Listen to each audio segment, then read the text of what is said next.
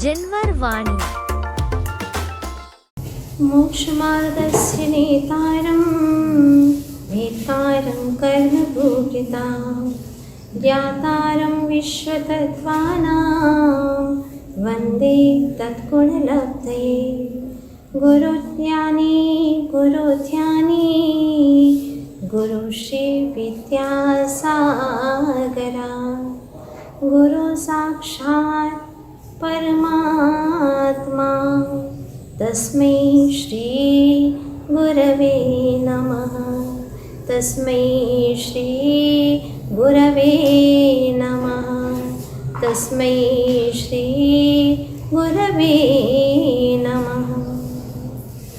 आदि तीर्थंकर बड़े बाबा श्री आदिनाथ भगवान की, चैतन्य चमत्कारी श्री पार्श्वनाथ भगवान की, संत शिरोमणि अध्यात्म योगी आचार्य गुरुवर श्री विद्यासागर जी महाराज की जय।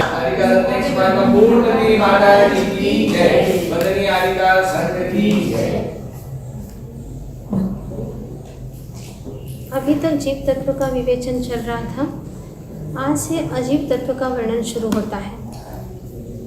ऐसे महान तत्वासूत्र ग्रंथ राज के पाठ से संपूर्ण जैनागम का उच्चारण हो जाता है, जिसमें गागर में सागर समाहित है। ऐसे इस 5वें अध्याय में उत्तरार्ध शुरू होता है। इस उत्तरार्ध में सबसे पहले अजीव तत्व का विवेचन शुरू होता है। यदि आपसे पूछें कि द्रव्य कितने होते हैं, कितने होते हैं? जीव, पुद्गल, धर्म, अधर्म, आकाश और काम, ये 6 द्रव्य हैं। अस्थि द्रव्य कितने हैं? 5। अस्थि द्रव्य, एग्जिस्टेंस, अस्तित्व 6 हैं। 6 द्रव्य का अस्तित्व है। अस्थि द्रव्य भी 6 हैं। अस्थि काय कितने हैं? 5। क्योंकि जिस द्रव्य के एक से अधिक प्रदेश नहीं होते हैं उसको अस्थिकाय नहीं कहते हैं। तो अस्थिकाय भी 5 ही हैं। अजीव तत्व के कितने भेद हैं? अजीव द्रव्य के कितने भेद हैं? 5। अजीव द्रव्य 5 हैं। पुद्गल, धर्म, अधर्म, आकाश और काल। और जीव द्रव्य कितने हैं? 6 द्रव्य में जीव द्रव्य कितने हैं? 1। और अजीव भी हो और काय भी हो, ऐसे द्रव्य कितने हैं? जब शिष्य पूछता है तो आचार्य भगवान कहते हैं अजीव काया धर्मा धर्माकाश पुद्गलाः। अजीव भी हैं और कायवान अर्थात बहुप्रदेशी हैं। ऐसे द्रव्य 4 हैं, धर्म, अधर्म, आकाश और पुद्गल। Means medium of motion, medium of rest, space and matter. Matter यानी पुद्गल। 6 ढाला में आपने पढ़ा होगा चेतनता बिन पंचभेद ताके हैं। सबसे पहले जीव द्रव्य का यहाँ पर निर्देश किया, अर्थात जीव द्रव्य को रखा। क्यों? क्योंकि वो मैं हूँ, इसलिए सबसे पहले जीव द्रव्य। समझने वाला भी जीव द्रव्य ही है, बाकी अन्य 5 द्रव्य समझते नहीं हैं। हाँ, इनको समझने वाला जीव द्रव्य है। और जीव के समीप में कौन है? पुद्गल द्रव्य। जीव और पुद्गल के गमन में सहायक कौन है? धर्म द्रव्य। इनके रुकने में अधर्म द्रव्य, यानी स्थिति में अधर्म द्रव्य। और कहाँ ठहरेगा, स्पेस कौन देता है उनको? आकाश। और जब स्पेस भी देता है वहाँ ठहरता भी है। तो प्रत्येक द्रव्य में परिणमन भी होता है। परिणमन में कारण है काल द्रव्य। इस प्रकार से 6 द्रव्यों का क्रमशः वर्णन यहाँ पर करने वाले हैं। तो सबसे पहला जीव द्रव्य, जिसमें चैतन्यपना है, वह जीव द्रव्य है। और जिसमें चैतन्यपना नहीं है, पहले पढ़ते थे कि जो चले फिरे वो जीव है। तो बच्चे प्रश्न उठाते थे कि गाड़ी भी तो चलती फिरती है, उसको भी जीव कह दो। हमारे आचार्यों ने तो यही कहा है कि जिसमें चैतन्य दशा है, चैतन्यता है, वह जीव है। और जिस द्रव्य में चैतन्यपना नहीं पाया जाता है उसको अजीव कहते हैं।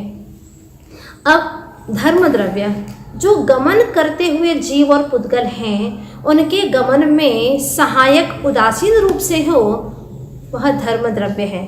और उनको ठहरने में उदासीन रूप से निमित्त हो, वह अधर्म द्रव्य है। इन सब द्रव्यों को जो अवगाहन देता हो वह आकाश द्रव्य है। इस प्रकार से 5 द्रव्य का अभी वर्णन किया है, या 4 का? अभी 4 का ही किया है। अजीव काया, धर्माकाश और पुद्गल, ये 4 शिष्य पूछता है महाराज मैं जानना चाहता हूँ क्योंकि मैं जीव हूँ, जीव को मुझे जानना है, समझना है, लेकिन जीव जैसा क्रियावती शक्ति वाला जो पुद्गल है उसको भी मैं जानना चाहता हूँ।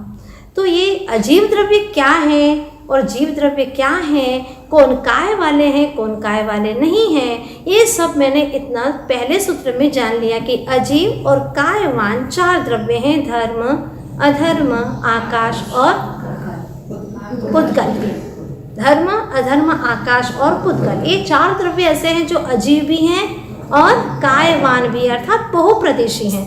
शिष्य पूछता महाराज ये क्या है सर? द्रव्याणी, ये सब द्रव्य हैं। तो क्या 4 ही द्रव्य हैं? नहीं, जीवाश्च, जीव भी द्रव्य है। तो इनकी विशेषता क्या है महाराज? बहुत अच्छा सूत्र कहते हैं, नित्यावस्थितान्य रूपाणी। नित्य है ये द्रव्य क्योंकि ये कभी भी नष्ट नहीं होते, इनके गुणों का कभी नाश नहीं होता, इसलिए नित्य है। अवस्थित क्यों है? क्योंकि वह अपने स्वरूप को कभी नहीं बदलते और इनकी संख्या अवस्थित है। 6 ही द्रव्य रहेंगे, 6 से 5 होने वाले नहीं और 6 से 7 भी नहीं हो सकते, ये इनकी संख्या अवस्थित है।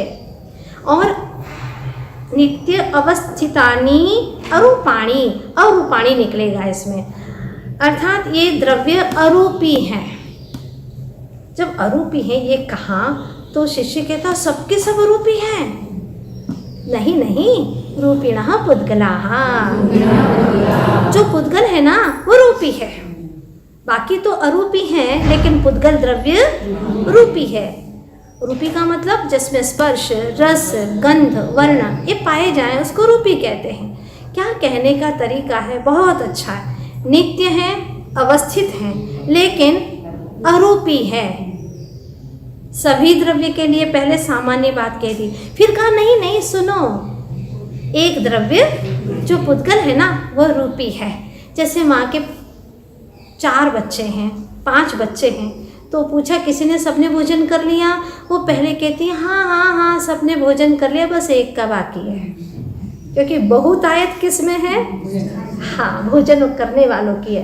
ये कहने का तरीका, और कहने का तरीका आप लोग जानते हैं बहुत अच्छे से। आचार्य भगवान कितने अच्छे तरीके से कह रहे हैं कि जो पुद्गल हैं वह रूपी हैं, उनको निकाल लीजिए धीरे से। जिस पुद्गल की यहाँ पर चर्चा चल रही है, इनकी अणु और स्कंद रूप में निरंतर कार्यक्रम चलता रहता है, यानी अणु स्कंद रूप परिणमित होते रहते हैं। शिष्य कहता महाराज क्या मेरी आत्मा में भी इस तरह से मिलना और बिछुड़ना होता है? आचार्य भगवान कहते यही समझा रहे हैं कि ये सब पुद्गल का ठाठ है, तुम्हारे अंदर न तो कुछ मिलता है और न ही तुमसे कुछ बिछुड़ता है। अनादि से तुम असंख्यात प्रदेशी थे, आज भी हो और आगे भी रहोगे। तो महाराज ये जो धर्मादि द्रव्य हैं उनकी संख्या भी होती है क्या? हाँ सुनिएगा। आकाशा देकत द्रव्याणी, आकाश तक एक द्रव्य है। आकाश तक का मतलब जो पहला सूत्र बताया था ना, धर्माकाश, धर्म द्रव्य, अधर्म द्रव्य और आकाश द्रव्य, ये एक ही है, ये तीनों द्रव्य एक है। और भी कुछ विशेषता है इनकी?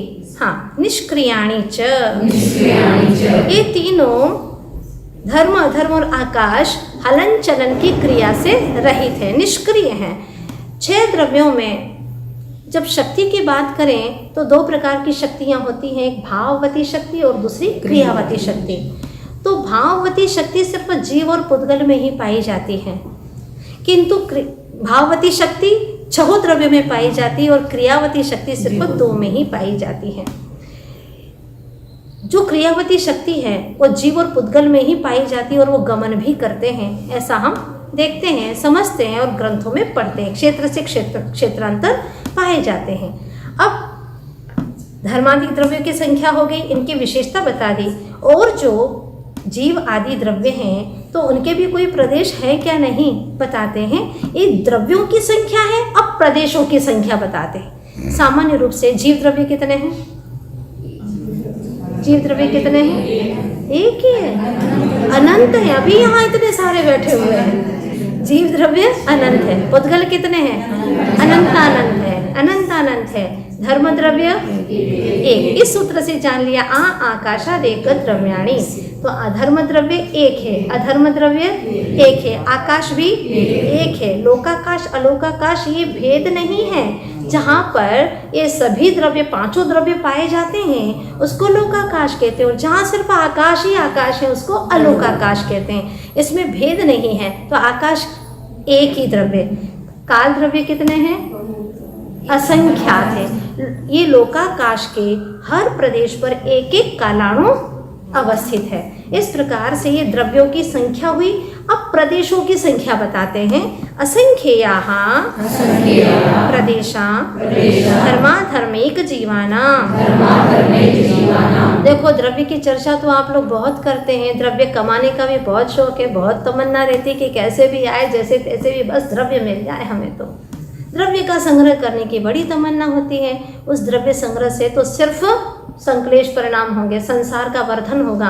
किंतु ये छह द्रव्यों की परिभाषा को समझेंगे, जैसा स्वरूप कहाँ है वैसा ही मानेंगे, तो निश्चित रूप से हमारा उद्धार हो जाएगा और भव भ्रमण छूट जाएगा। क्या कहते हैं यहाँ पर?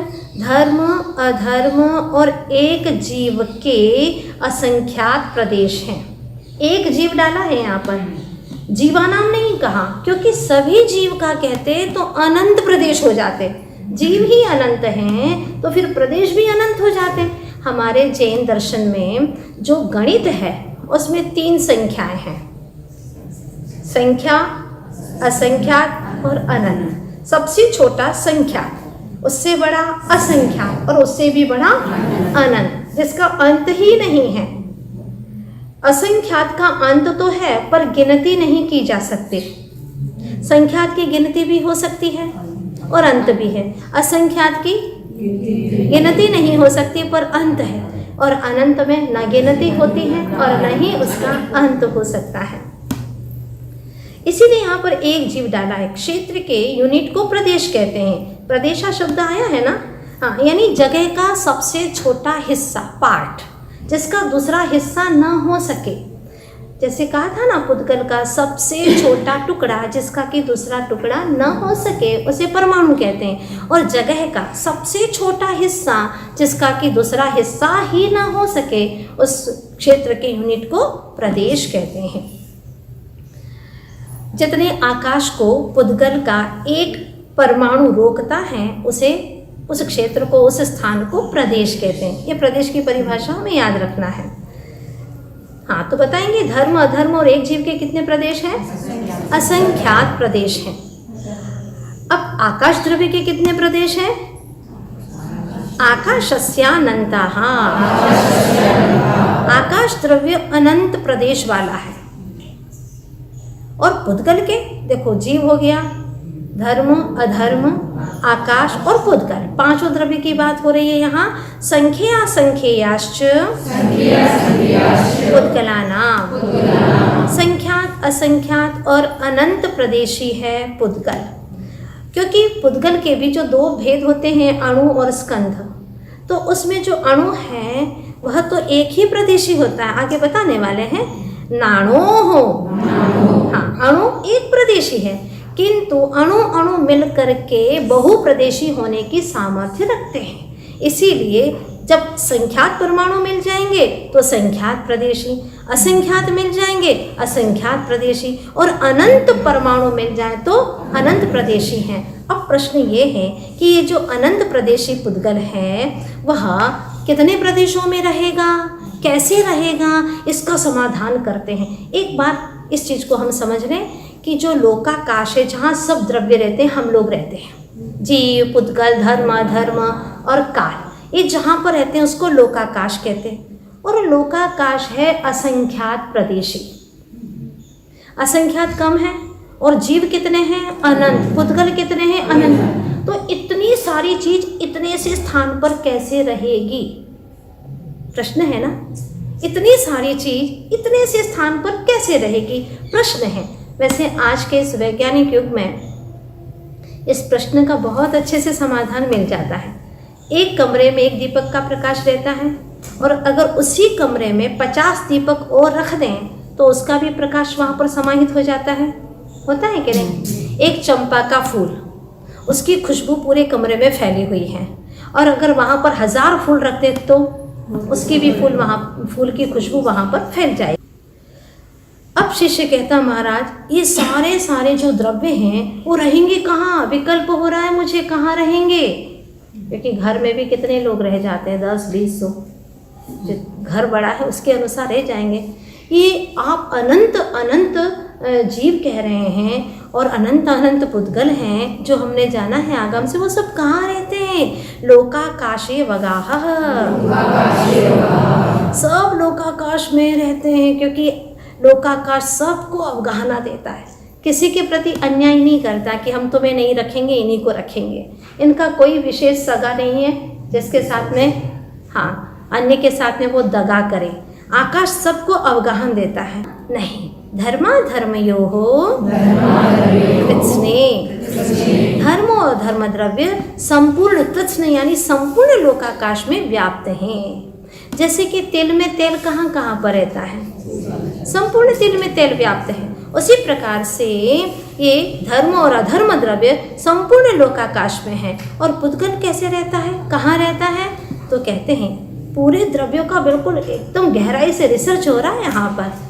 द्रव्य के नाम क्या हैं, द्रव्य में प्रदेश कितने, उनकी संख्याएं कितनी, ये कहाँ रहते हैं, क्या कार्य करते हैं, ये सारा वर्णन करते हैं। एक प्रदेशादिषु भाज्यः पुद्गलानां, एक प्रदेश आदि से विभाजन करके पुद्गलों का निवास स्थान जानना चाहिए। अर्थात एक प्रदेश में भी पुद्गल रह सकते हैं।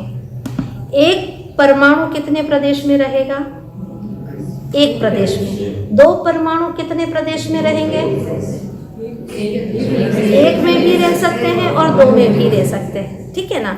उसी प्रकार से संख्यात परमाणु कम से कम एक प्रदेश में और अधिक से अधिक असंख्यात प्रदेश में। अनंत परमाणु कम से कम एक प्रदेश में और अधिक से अधिक अनंत में नहीं रहेंगे, क्योंकि लोकाकाश असंख्यात प्रदेश ही है। इसीलिए अनंत परमाणु का स्कंद भी सूक्ष्म परिणमन करते हुए लोकाकाश में असंख्यात प्रदेशों में ही रहेगा। है वहाँ अनंत प्रदेश ही, लेकिन आकाश की अपेक्षा से वह असंख्यात प्रदेशों में रहेगा। अब शिष्य कहता महाराज आपने पुद्गल की तो सारी चर्चाएं की, लेकिन मैं जो हूँ मेरी भी तो बात करो, मैं भी जानना चाहता हूँ मैं कहाँ कहाँ रह सकता हूँ, कितने स्थान पर रह सकता हूँ।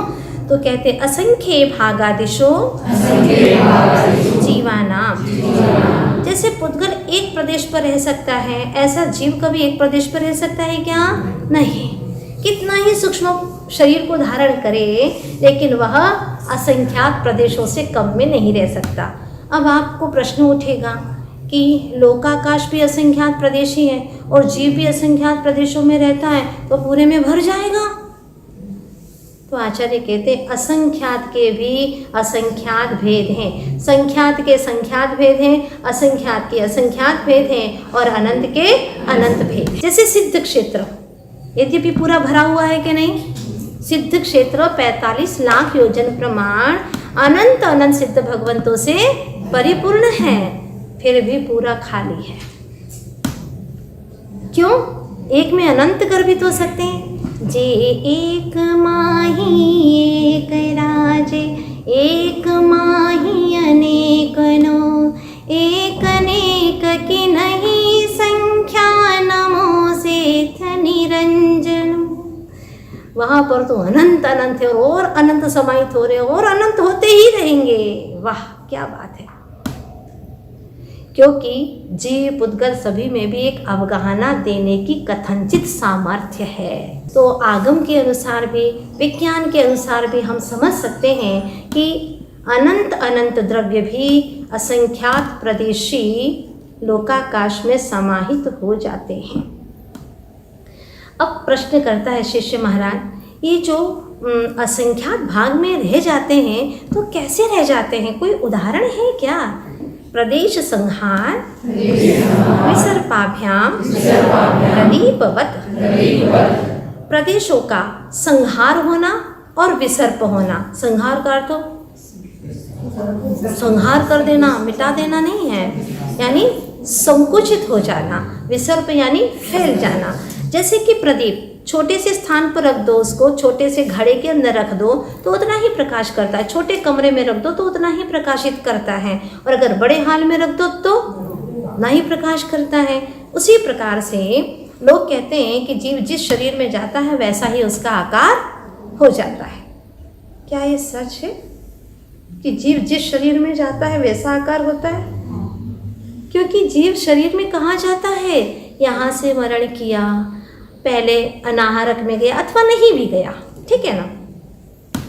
इसके बाद में अंतर मुहूर्त तक शरीर होने के योग्य वर्गणाओं को ग्रहण करता है, जिसको अपर्याप्त दशा कहते हैं। अभी शरीर बना नहीं है, हाँ, लेकिन उसके योग्य वर्गणाओं को ग्रहण करना शुरू कर देता है और 6 पर्याप्तियों के पूर्ण होने की जो शक्तियां हैं उसको पूर्ण करता है।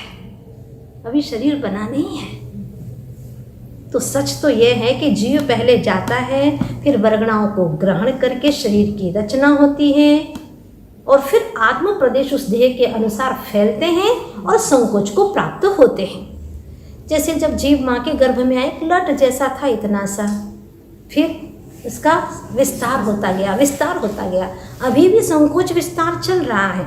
जब हम श्वास लेते हैं तो विस्तार हो जाता है पेट का, शरीर का, है ना, ऐसा लगता है, आप भी अनुभव करते हैं। और जब छोड़ते हैं तो संकोच हो जाता है। और भी देखा होगा आपने, जैसे इत्र है, सेंट है, उसको शीशी में भर दिया, इतना सा 1 इंच प्रमाण है, 2 इंच प्रमाण है, वो पुद्गल परमाणु जहाँ पर भी रखे हैं और थोड़ा सा भी अगर खुला हो उसका ढक्कन, डॉट वगैरह जो कुछ भी लगी हैं, तो पूरी गाड़ी में वो फैल जाती है उसकी खुशबू। और अगर संकोच करके रखते हैं तो उसको एक शीशी में पैक करके भी रख देते हैं। और भी देखो, आज इस विज्ञान के युग में हम स्पष्ट देख रहे हैं कि जो चिप वगैरह रहती है ना आपकी, क्या बोलते हैं, जीबी, टीबी, है ना, और पेन ड्राइव है तो इतनी सी, लेकिन जैसे ही आप उसको लगा देते हैं तो प्रोजेक्टर के ऊपर लगाते ही बड़ा रूप, विस्तार रूप दिखाई देता है। हाँ, इतनी सी चीज और इतना बड़ा विस्तार, ये क्या है? यही तो पुद्गलों का कमाल है।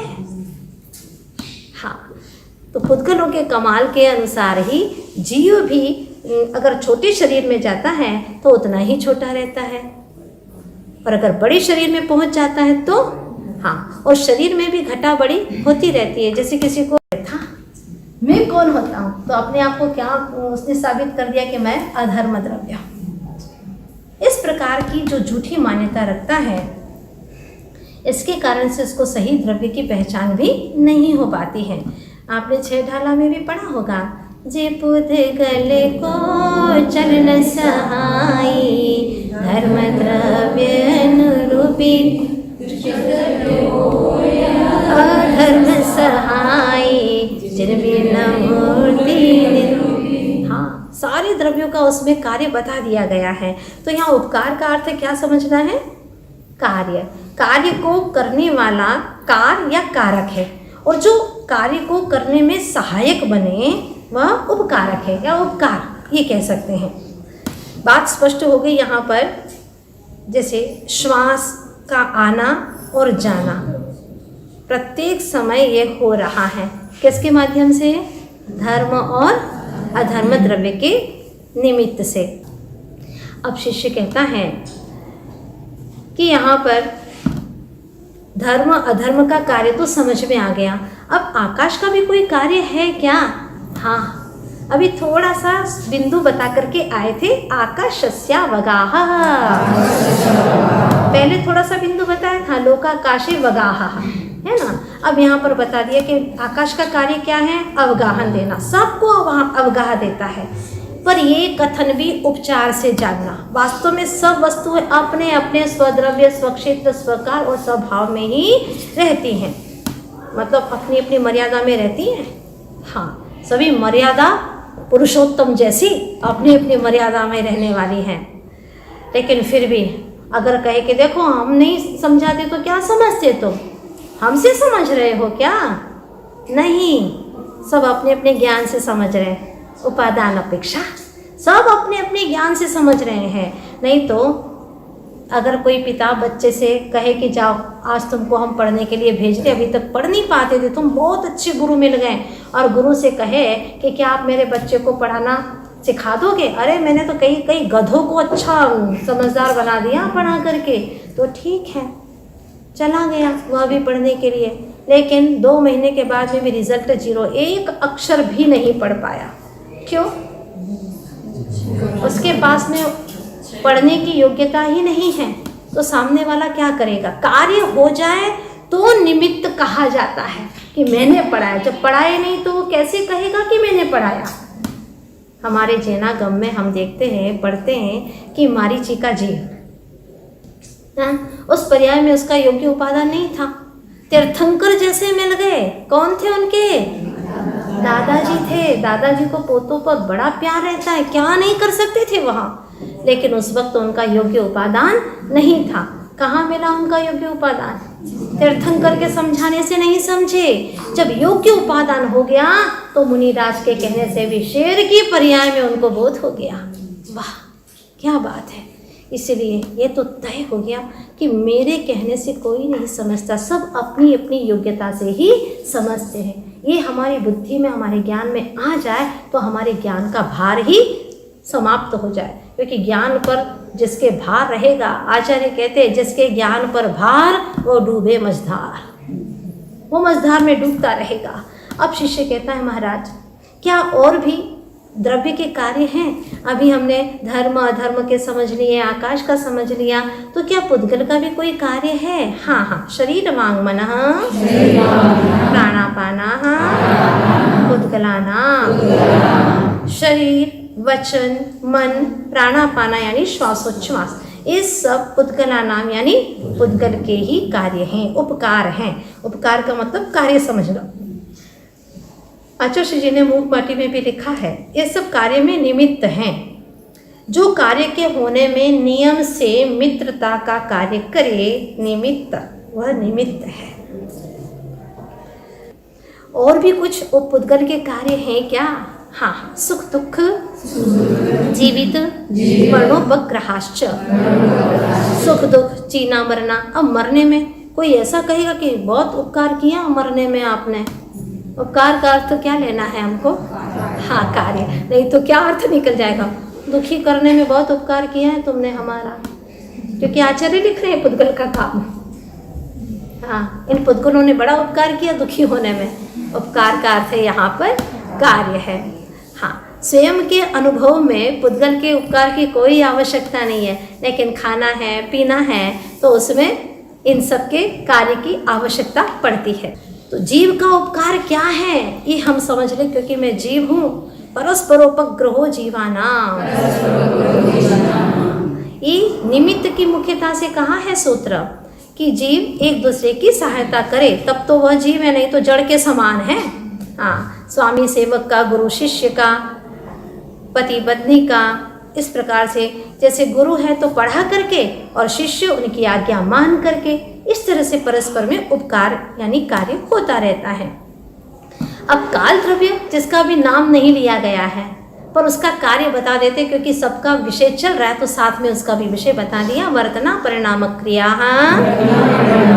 परत्वा परत्वेच कालस्य। वर्तन करना अर्थात उत्पाद व द्रव्यात्मक जो कार्य होता है वह वर्तना है। परिणाम स्वभाव में रहकर के भी परिणमन परिवर्तन होते रहना, यह है परिणाम। और क्रिया, क्रिया का अर्थ है वर्तना, परिणाम और क्रिया।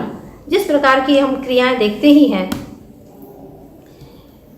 यहाँ से वहाँ जाना आदि क्रियाएं हैं। और परत्व का अर्थ है क्षेत्र से क्षेत्रांतर जाना, ऐसा आचार्य भगवत ने कहा है क्रिया में। और परत्व का अर्थ है बड़ा है, ये छोटा है, तो ये किसकी अपेक्षा जानते हैं? काल की अपेक्षा जानते हैं। ये सब काल द्रव्य का कार्य है। अब शिष्य कहता महाराज आपने कार्य तो बता दिए, लेकिन लक्षण तो जाने ही नहीं हमें अभी तक हमने, पुद्गल का लक्षण क्या है? स्पर्श रस गंध वर्णवंतः पुद्गलाः। हाँ, स्पर्श रस गंध और वर्णवान पुद्गल होते हैं। ये सब पुद्गल का लक्षण है, जीव का नहीं। फिर भी क्या कहता है? बहुत ठंडी लग रही है, ये अज्ञानता के शब्द हैं। अब देखो, संत साधु भी शीत के इस विषय को जानते तो हैं, लेकिन इनका ज्ञान रूप परिणमन तो कर रहा है, शीत रूप में ज्ञान रूप परिणमन कर रहे हैं, लेकिन करते हुए भी मुझे ठंडी लग रही है ऐसा विकार भाव नहीं आता और भेद ज्ञान में लीन रहते हैं। ऐसी दशा है संत साधु की। तो पुद्गल द्रव्य का लक्षण समझ करके हमें भी अपने आत्म तत्व को मात्र जानने का उपाय करना है कि ये पुद्गल का कार्य है, मेरा कार्य नहीं है। पुद्गल का लक्षण है, मेरा लक्षण नहीं है। इस प्रकार से वर्णन करते हुए अब जो पुद्गल का पूरा बाजार भरा हुआ है विश्व में, उसका वर्णन करते हैं। उसकी जो विभाव व्यंजन पर्याय हैं, शब्द बंध, सूक्ष्म स्थौल्य, संस्थान, भेद तमश्छाया, द्योतवंतश्च, ये पुद्गल के वैभाविक पर्याय हैं। शब्द जो भी वर्तमान में चल ही रहा है, ये क्या हो रहा है? प्रैक्टिकल चल रहा है ना अभी। हाँ, हम बोल रहे हैं, इस शब्द है, क्या है यह? मेरे शब्द नहीं है, ये सब पौद्गलिक हैं, भाषा वर्गणा के हैं। और देखिएगा, बहुत बड़ी बात यह है कि हम शब्द के ऊपर भी हमारा कोई अधिकार नहीं है। है कोई अधिकार हमारा? नहीं है, क्योंकि ये पुद्गल का है, पुद्गल इसका मालिक है। एक बार अध्यापक ने एक निबंध लिखने के लिए कहा बच्चों को कि आलस्य के ऊपर लिखो, और एक बच्चे ने 4 पेज खाली छोड़ दिए और अंत में लिख दिया, गुरुजी आलस्य यही है। गुरुजी यही आलस्य है। बस इसी प्रकार से शब्द तो अपने को समझ में आ गया जो अभी चल रहा है, ठीक है ना। अब देखो, शब्दों का जो करता है वो मैं नहीं हूँ, ये स्पष्ट हो गया। शब्दों पर मेरा कंट्रोल है क्या? बोलो, नहीं है। निमित्त नैमित्तिक संबंध अवश्य है, लेकिन शब्द पर मेरा अधिकार नहीं है, पर निमित्त नैमित्तिक संबंध अवश्य है।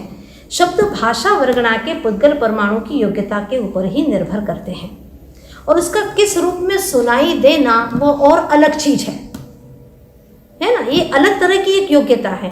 कभी कभी ऐसा होता है कि कोई बोलता है और सुनने वाला कहता है, तुमने क्या बोला, तुमने क्या बोला, मैं तो सुन ही नहीं पाया। इसका मतलब क्या है? वो कान से नहीं सुन रहा था, उपयोग से सुन रहा था। उपयोग भी चाहिए और कान की कर्ण इंद्रिय की शक्ति भी चाहिए, तब ये हो सकता है। और कभी कभी ऐसा भी होता है कि किसी ने कुछ कहा और सुन लिया, कुछ विवाद हो जाता है, नहीं तुमने तो ऐसा ही कहा था, हमने सुना है। अरे भाई, घट कहा था और तुमने झट सुन लिया। ये भी तो हो सकता है ना। तो ये सब शब्द की बात है। बंध, जो संबंध हो रहा है पुद्गलों का बंध, उसके भी काफ़ी भेद बताए हैं आचार्य भगवंतों ने, वैश्रसिक और प्रायोगिक। सूक्ष्म यानी सूक्ष्मता।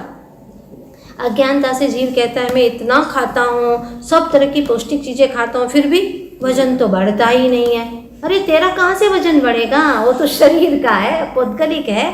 लेकिन क्या मान लेता है, मेरा बहुत दुबला होता जा रहा हूँ, इसी में दुखी हो रहा है। ये सूत्र पढ़ ले तो टेंशन ही खत्म हो जाए। मैं बहुत मोटा हो रहा हूँ, चावल बंद कर दूँ, घी का, अरे रस ही छोड़ देना भाई। मीठा छोड़ दिया तो रस छोड़ दो, त्याग कर दो। हाँ, पर त्याग तो नहीं कर पाता है।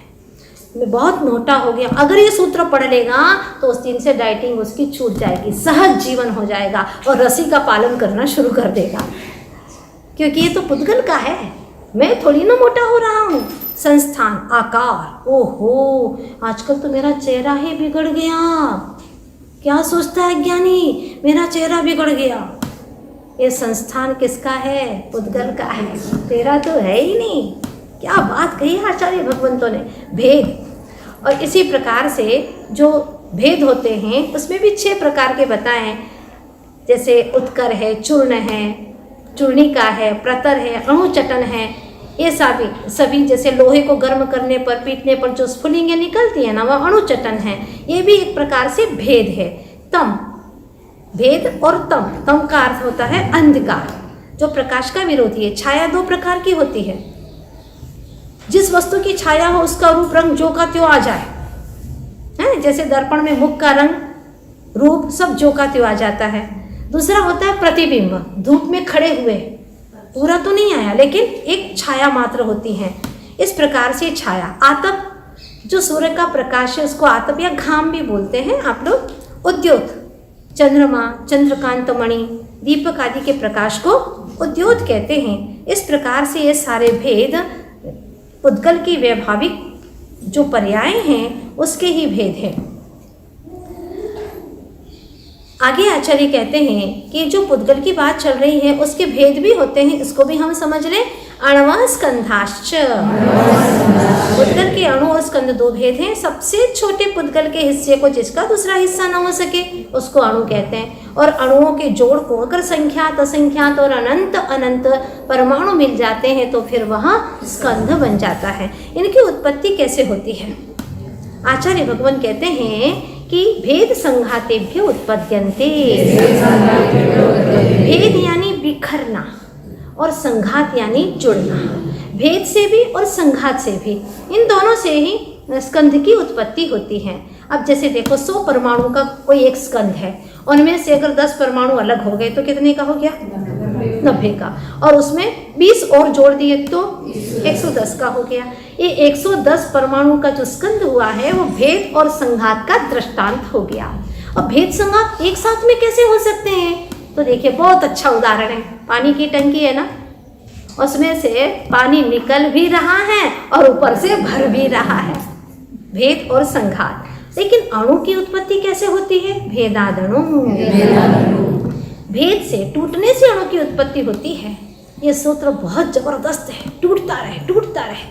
मेरे आत्म प्रदेशों में जो एक क्षेत्रावगाही हो गए हैं कर्म, अगर टूट जाए, बिखराव हो जाए तो अणु से, अणु की उत्पत्ति जैसे भेद से होती है, ऐसे संसार टूट जाए तो सिद्धत्व की प्राप्ति भी हो जाएगी। अब शिष्य कहता महाराज मुझे तो स्कंद वंद दिखते भी नहीं है, कई बार ऐसा भी होता है कुछ मोटी चीजें तो दिख जाती हैं, लेकिन अचाक्षुष भी स्कंद होते हैं क्या, और कैसे होते हैं? भेद संघाताभ्याम चाक्षुषः, भेद और संघात इन दोनों से भी, भेद और संघात से जो स्कंद है चक्षु इंद्रिय का विषय होता है चाक्षुष, और एक अचाक्षुष होता है। अचाक्षुष यानी आंखों से नहीं दिखने वाला, और चाक्षुष यानी आंखों से दिखने वाला। जो नहीं दिखते थे वो दिखने लग जाते हैं। कैसे? भेद से और संघात से। यानी जो स्कंद हैं इसमें कुछ चाक्षुष हैं कुछ अचाक्षुष हैं। ऐसी स्थिति में प्रश्न ये उठता है कि जो स्कंद अदृश्य हैं वो अब दृश्य कैसे हो गए? तो समाधान के लिए आचार्य कहते हैं कि केवल भेद से कोई स्कंद चाक्षुष यानी देखने योग्य नहीं हो सकता, भेद और संघात दोनों से होगा। टूटने से उसके दो टुकड़े हो जाने पर भी वह सूक्ष्म ही बना रहेगा। सूक्ष्म अगर टूटा तो उसके, हाँ, और इस तरह वह चक्षु इंद्रिय के द्वारा नहीं देखा जा सकता, किंतु जब वह सूक्ष्म स्कंध दूसरे स्कंध में मिल करके उस अपने सूक्ष्मपने को छोड़ देता है और स्थूल रूप धारण कर देता है तब वह चाक्षुष हो जाता है। एक उदाहरण अपन यूँ देखें कि वृद्धावस्था है, अब आंखों से दिखता नहीं है, ये सिद्धांत क्या कह रहा है उसको हम समझ लें। अब आंखों से नहीं दिख रहा है, पहले इतनी बड़ी चीज़ दिख रही थी अब नहीं दिखने में आ रही है। क्यों? चाक्षुष स्कंध जो दिखने वाला है वह भी उसको अचाक्षुष हो जाता है। कारण ये है कि वृद्धावस्था में नवीन परमाणु कम आते हैं और जो हैं वो जर जर जर जर अब उसकी अवस्था हो रही है, इसलिए उनको अचाक्षुष हो जाता है। यहाँ पर समझ करके अब शिष्य कहता महाराज बहुत सघन वन से निकला हूँ, ये सारा जो द्रव्यों का स्वरूप मैंने समझा, बहुत आनंद आया, इतनी गहरी चीज़ें जैन दर्शन में है, अहो भाग्य है मेरा। लेकिन अब ये जानना चाहता हूँ कि इनका लक्षण क्या है द्रव्यों का? सत द्रव्य लक्षणम, द्रव्य का लक्षण सत है, एग्जिस्टेंस ओनली, यानी सत्ता, यही तो उसका लक्षण है। वाह क्या बात कही है।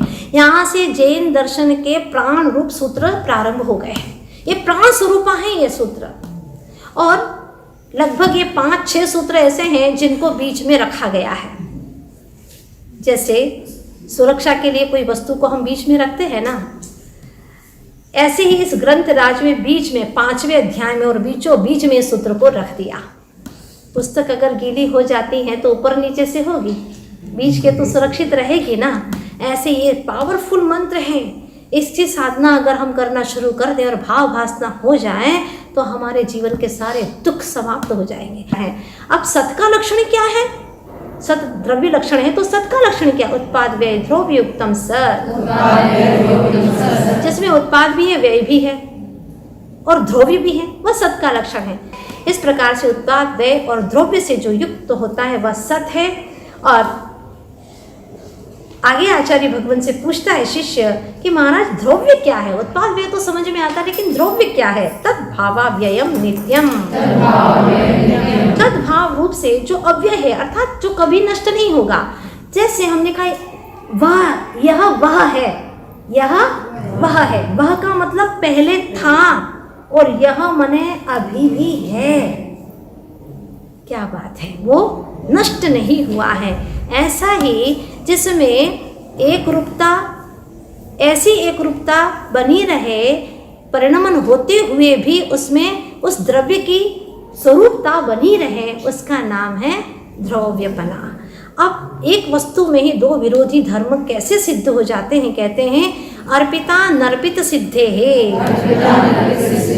ये दोनों बातें होती हैं हर द्रव्य में, मुख्य और गौण। मुख्य को अर्पित कहते हैं और गौण को अनर्पित कहते हैं। जैसे एक बालक माँ के साथ में जाता है तो लोग कहते हैं ये इसका बालक है, और पिता के साथ में जब अपने पिता के घर में रहता है तो लोग सब उस पिता के नाम से पहचानते हैं। माँ का नाम गौण हो जाता है। अर्पिता नर्पित सिद्धे है। तो गुस्सा नहीं करना है यहाँ पर किसी को भी कि हमको तो गौण कर दिया। अरे भाई, एक समय में एक को ही मुख्य कर सकते हैं, दूसरा तो गौण हो ही जाता है। अब परमाणुओं के बंद होने में कारण क्या है? ये परमाणु कैसे बंद हो जाते हैं? जैसे कि स्कंद बन जाता है, कहते हैं स्निग्ध रुक्षत्वात् बंधः। स्निग्धता और रुक्षता यानी चिकनाई और रूखापन, इन दोनों के कारण ही पुद्गल परमाणुओं का परस्पर में बंध होता है। लेकिन ध्यान रखना, न जघन्य गुणाना। हाँ, अगर जघन्य अर्थात कम एक गुण वाला या एक शक्ति अंश वाला अगर परमाणु है, जघन्य शक्ति अंश वाला परमाणु है, तो उसका बंध नहीं होता। तो बंध किसका होता है? द्वेधिकादि गुणा नाम, तो दो अधिक गुण वालों के साथ ही बंध होता है। जिसमें दो अधिक गुण होते हैं उसी का बंध होता है। अथवा आदि का अर्थ ये भी ले सकते हैं कि दो से अधिक गुण हो तभी उसमें बंध होता, अन्यथा नहीं होता। प्रश्न ये है कि बंध होने पर अवस्था क्या हो जाएगी? कौन किसको किस रूप में परिणमन कराएगा? कहते बंधेधिकौ पारिणामिकौ च। जिसमें अधिक शक्ति अंश होते हैं वो कम शक्ति वालों को अपने रूप परिणमन करवा देता है। अब ये सारा वर्णन होने के बाद में आचार्य भगवान से शिष्य कहता, महाराज आपने जो द्रव्य का लक्षण बताया था ना, सद्रव्य लक्षणम, अब मैं ये भी जानना चाहता हूँ कि दूसरा लक्षण कोई है? गुण पर्यायवत द्रव्यम, जिसमें गुण और पर्याय पाई जाती हैं उसे द्रव्य कहते हैं। दोबारा यहाँ लक्षण बताने का कारण क्या है? निज द्रव्य को खोज लो, जान लो, समझ लो। कुल मिलाकर के 6 हो गए। 4 को अलग पंगत में बिठाया था जो अजीव काय हैं, जीव द्रव्य को अलग पंगत में बिठाया क्योंकि जीव भी है वहाँ और कायवान भी है, किंतु काल द्रव्य जीव नहीं है, अजीव है और कायवान भी नहीं है, इसलिए इसकी पंगत अलग बिठा दी है। कालश्च अर्थात टाइम आल्सो, टाइम भी, काल भी एक द्रव्य है। जो घड़ी घंटा आदि सब कुछ हो रहा है ये व्यवहार काल है, और वर्तना यह निश्चय काल है।